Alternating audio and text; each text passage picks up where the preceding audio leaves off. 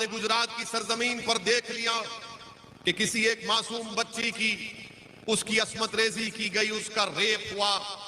11 लोगों ने मिलकर एक बच्ची का रेप किया। उस जो खुद प्रेग्नेंट थी उसकी 3 साल की बेटी को उसके सामने कत्ल कर दिया। उसकी मां का रेप किया, उसका कत्ल कर दिया। आज आप बताइए कि जिस बच्ची का रेप हुआ, जिस बच्ची के आंखों के सामने उसकी मां का रेप हुआ, उसकी बेटी का कत्ल हुआ, इन तमाम जालिमों को छोड़ दिया जाता है, जेल से रिहा कर दिया जाता है। ये कहकर जेल से छोड़ दिया जाता है कि ये संस्कारी है। उद्योगों के लिए, अपनी इंडस्ट्रीज के लिए जाना जाता था वो गुजरात आज ड्रग्स का हब बन चुका है। पोर्ट से हजारों हजार करोड़ के ड्रग्स पकड़े जा रहे हैं और तमाम एजेंसियां जिन्हें इसकी। हेलो मैं दानिश। वीडियो की शुरुआत में आप असदुद्दीन ओवैसी साहब और इमरान प्रताप गढ़ी साहब की एक छोटी सी क्लिप देख चुके हैं, छोटी सी झलक देख चुके हैं। मेरी आपसे ये रिक्वेस्ट है, इस कंप्लीट वीडियो को देखिएगा। कुछ ऐसा वैसा इस वीडियो में न दिखाने वाला हूँ, न दिखा रहा हूँ, न मेरी कोई ऐसी मंशा है। बस इमरान प्रताप गढ़ी साहब के अपने विचार हैं। गुजरात में भाषण दिया है उन्होंने, और असदुद्दीन ओवैसी साहब ने उसी गुजरात में एक भाषण दिया है। जो मैंने असद साहब का वीडियो देखा, तकरीबन आप इसमें देखेंगे 8 मिनट का उनका वीडियो होगा। उस वीडियो में जो उन्होंने गुजरात का एक वाकया सुनाया है, एक लड़की का, एक प्रेग्नेंट लड़की का, वो आपको भी रुला देगा। सच में मुझे जब मैंने उनके वाकये को सुना तो मुझे एक पल के लिए मेरे रोंगटे खड़े हो गए, आंखें नम हो गई। इतना दिल को रुला देने वाला है वो वाकया था। असद साहब का पूरा वीडियो देखिएगा, लेकिन उसके बाद में इमरान प्रताप गढ़ी साहब का एक वीडियो देखिएगा। इस वीडियो को बनाने का मकसद कुछ टेढ़ा बेढ़ा नहीं है, बस दोनों को सुनिएगा, दोनों के लिए अपनी अपनी राय कमेंट्स में जरूर बताइएगा। आइए पहले असद साहब को देख लेते हैं। तो वो भारत की गरीब आवाम है जो लाइन में खड़े होकर अपने वोट का इस्तेमाल करती है, चाहे धूप हो, सर्दी हो या बारिश हो जी। मैं उस जनता को सलाम करता हूं जो घंटों लाइन में खड़े होकर अपने वोट का इस्तेमाल करती है। मैं आपको ये बताने आया हूं कि हमारी जमहूरियत में और हमारे मुल्क में हर समाज का कोई ना कोई उनका एक लीडर बना दिया गया है। हर समाज का अपना एक लीडर है, उनका एक नुमाइंदा है, और जो उनकी आवाज को, चाहे गुजरात की विधानसभा हो या हमारे देश की सबसे बड़ी पंचायत लोकसभा हो, वो वहां पर उनकी तकालीफ को बयान करता है। मेरे अजीज दोस्तों और बुजुर्गों, याद रखिए, जमहूरियत में अगर आपके वोटों से मुंतखब शुदा आपका नुमाइंदा कामयाब होकर नहीं जाता तो वो आपकी तकलीफ को, आपकी नाइंसाफी के खिलाफ कोई आवाज उठाने वाला नहीं होता है। इसीलिए मैं आपसे ये अर्ज करने आया हूं, गुजारिश करने आया हूं कि आप अपने मुत्तहिदा तौर पर, इत्तेहाद की ताकत पर आप यहां से अब्दुल बसीर शेख साहब को कामयाब करिए। आपने बरसों कांग्रेस पार्टी को वोट दिया, आपने कभी कांग्रेस से नाराज हुए तो किसी और उम्मीदवार को आपने वोट दिया।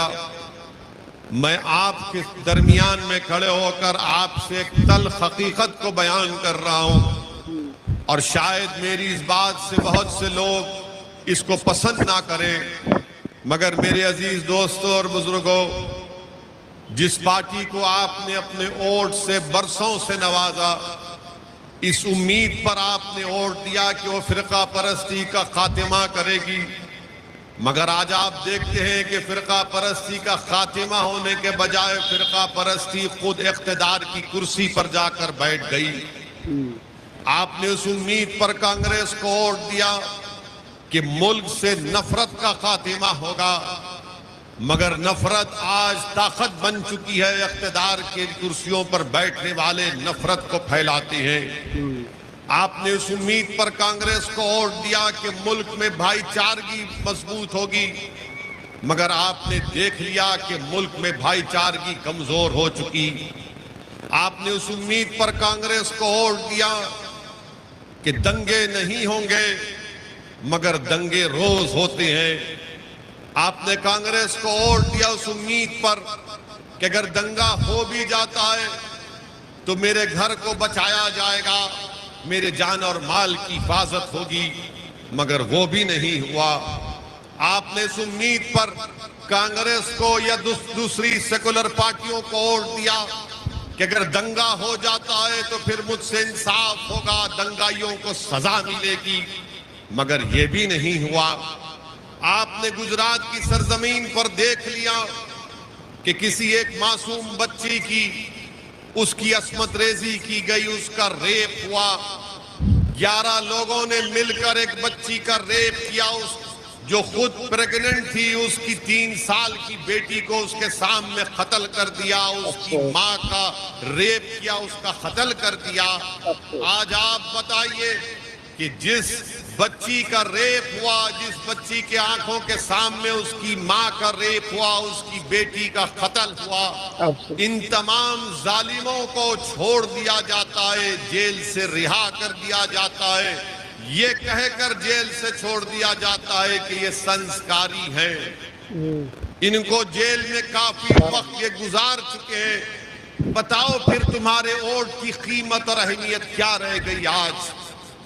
आपने इस उम्मीद पर सेकुलर पार्टियों को वोट दिया कि अगर हमारा बच्चा गलती करेगा तो कानून काम करेगा, कोर्ट उसको सजा देगा, मगर तुम्हारे वोट की आज कोई कीमत नहीं है, तुम्हारी तकलीफ को कोई सुनने वाला नहीं है, तुम्हारे आंखों से बहते हुए आंसू को दुनिया समझती है कि ये नाटक कर रहा है। जब तुम्हारे जिस्मों से आह और तकलीफ निकलती है तो दुनिया उस पर मुस्कुराती है। बताओ फिर तुम्हारे इत्तेहाद और तुम्हारे वोट का क्या होगा? दुनिया ने देख लिया कि जिन बच्चों पर इल्जाम था कि पत्थर फेंका गया, इसी रियासत की सरजमीन में उन बच्चों को रोड पर लाकर इसी तरह मजमे को जमा करके गुजरात की सरकार ने उन बच्चों को पुलिस की लाठियों से पिटवा दिया।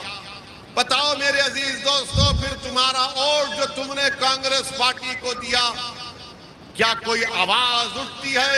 उन बच्चों पर जब लाठियां बरसाई जा रही थी तो बताओ कौन सा कानून इस्तेमाल होता है? मेरे अजीज दोस्तों और बुजुर्गों, मैं अपनी दिल की तकलीफ को तुम्हारे सामने बयान कर रहा हूं। मैं यहाँ पर भाषण देने इसलिए नहीं आया हूं कि तुमसे जिंदाबाद और जिंदाबाद के नारे सुनकर अपने नफ्स को मोटा करके जाऊं। मैं तुम्हारे दरमियान में इसलिए आया हूं कि तुमको सच्चाई को बयान करूं, ताकि आप जब यहाँ से उठकर अपने घर को जाएं तो आप एक पैगाम लेकर जाएं, आप एक फिक्र लेकर जाएं, ताकि वो पैगाम और फिक्र आपको इस बात पर मजबूर कर दे कि आप आने वाले चुनावों में हम किसको अपना वोट दें। क्या आप उनको वोट देंगे जो आपकी तबाही और बर्बादी के बाइस बन गए? क्या आप उस पार्टी को वोट देंगे जो आपसे इंसाफ नहीं करना चाहती? बताइए मेरे अजीज दोस्तों और बुजुर्गों, जिन बच्चों के पीठ पर लट पड़ी गई, पुलिस की लाठियां मारी गई, अगर उन बच्चों से जाकर पूछेंगे तो बच्चे, उनके माँ बाप पुकार पुकार कर सारी दुनिया को कह रहे हैं कि हमें तकलीफ इस बात की नहीं है कि पुलिस ने हमको मारा या गुजरात की सरकार ने हमको मारा, हमको तकलीफ इस बात की है कि पूरे मजमे के सामने लाकर हमको पीटा गया, हमारी बेइज्जती की गई, और उस मजमे से कोई एक शख्स ने आवाज उठाकर नहीं कहा कि भारत में संविधान है, भारत में कोर्ट है, भारत में इंडियन पीनल कोड है। दोस्तों, इमरान प्रताप असदुद्दीन ओवैसी साहब का आपने एक वीडियो देख लिया है। मुझे उम्मीद है कि आपको असद साहब का ये इमोशनल कर देने वाला वीडियो पसंद आया होगा। ये सच है कि असद साहब ने जो भी बोला है वो थोड़ा इमोशनल तो कर गए, और मैं इसी वीडियो में एक वीडियो और दिखाना चाहेंगे इमरान प्रताप गढ़ी साहब का वीडियो। उम्मीद है वो भी पसंद आएगा। इमरान साहब को हम सुनते हैं, दोनों को सुनिएगा। गुजरात मॉडल झूठा है, वो गुजरात मॉडल नहीं है, वो मोदी मॉडल है। और उस मॉडल की सच्चाई ये है कि जिस गुजरात में शराब बंदी है वहां एक दिन में 70 लोग मारे गए जहरीली शराब पीने की वजह से। ये है मोदी मॉडल की सच्चाई। मोदी मॉडल की सच्चाई ये है कि बड़े बड़े भाषण करने वाले शहर के हुक्मरान ये नहीं सोच पा रहे हैं कि यहां का नौजवान नौकरी पाने के लिए जब फॉर्म भरता है एग्जाम देने के लिए तो एग्जाम होने से पहले ही पर्चा लीक हो जाता है।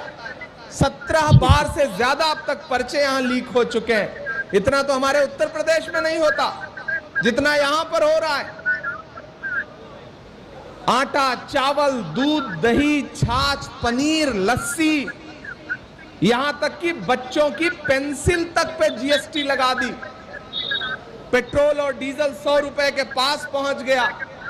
जो रसोई गैस हम 450 रुपए की दिया करते थे, यानी कांग्रेस में 450 रुपए का था, वो आज रसोई गैस 1000 रुपए से ज्यादा का दे रहे हैं नरेंद्र मोदी जी। उज्ज्वला योजना में बांटे गए गैस सिलेंडर चूल्हे बन चुके हैं। यह है गुजरात मॉडल की सच्चाई।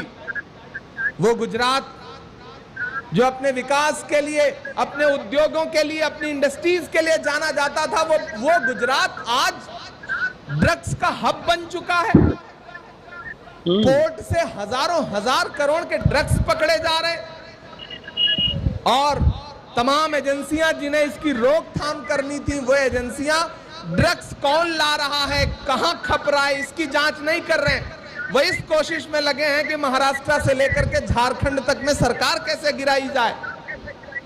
सही बात। लेकिन सूरत वालों, गुजरात वालों, रैपिड फायर राउंड के लिए जा रहे हैं। 2017 में आपने बहुत शानदार तरीके से चुनाव लड़ा था। ऐसे चुनाव लड़ा था कि पसीना आ गया था साहेब को। ऐसा पसीना आया था कि उन्हें कई करतब दिखाना पड़ा। एक दिन तो सी प्लेन लेकर के नदी में उतरना पड़ा। ना उतरे होते तो शायद कांग्रेस की हुकूमत बनने जा रही थी, अगर इतने करतब ना दिखाए होते तो। फिर ये जो पिछले 4.5 साल, पौने 5 साल का सफर गुजरा है, इसमें कांग्रेस मजबूती के साथ आपके लिए खड़ी रही है, लड़ती रही है। बीच में कुछ लोग इधर उधर छोड़ छाड़ के गए भी। जब कोई इस तरह से छोड़ करके जाता है तो मीडिया के साथी मुझसे कहते हैं, इमरान साहब आज फला साहब चले गए, फला चले गए, आप क्या कहेंगे? तब मैं उनसे कहता हूं कि जिनको उंगली पकड़ करके कांग्रेस पार्टी ने चलना सिखाया, अगर आज वो चले गए तो सवाल हमसे मत पूछो, उनसे पूछो। अगर बेटा बाप को छोड़ के चला जाए तो सवाल बाप से नहीं, बेटे से पूछा जाता है।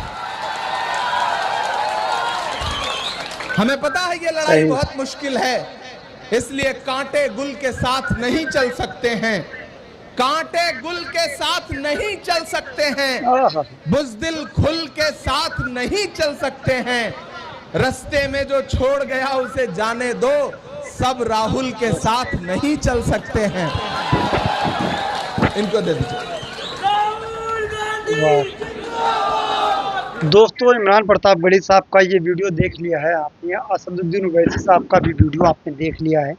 कुल मिला के बात ये है कि 2 वीडियो आपने इसमें देखे हैं, असद साहब का और इमरान प्रतापगढ़ी साहब का।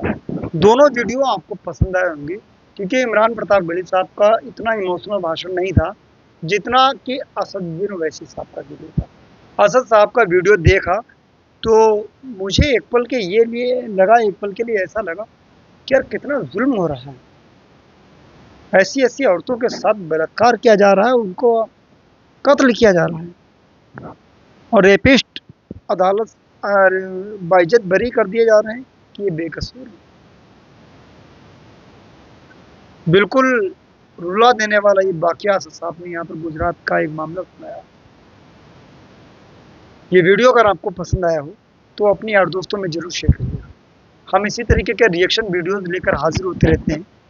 दुआ में याद रखना। जय हिंद, अल्लाह हाफिज़, अस्सलाम वालेकुम।